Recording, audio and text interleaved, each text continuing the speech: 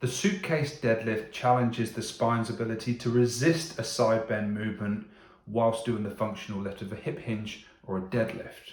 So the prerequisite of this is that we've done some anti-side bend work such as a side plank, and that you can do a deadlift with good form.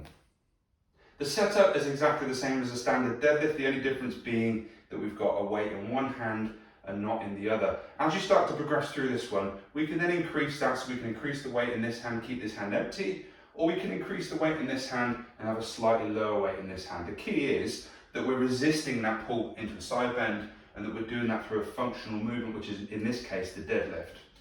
So let's set those knees to a slight bend, and that's going to remain throughout. Keep the weight in one hand, just be aware of the pull to one side, particularly as you go down through the movement.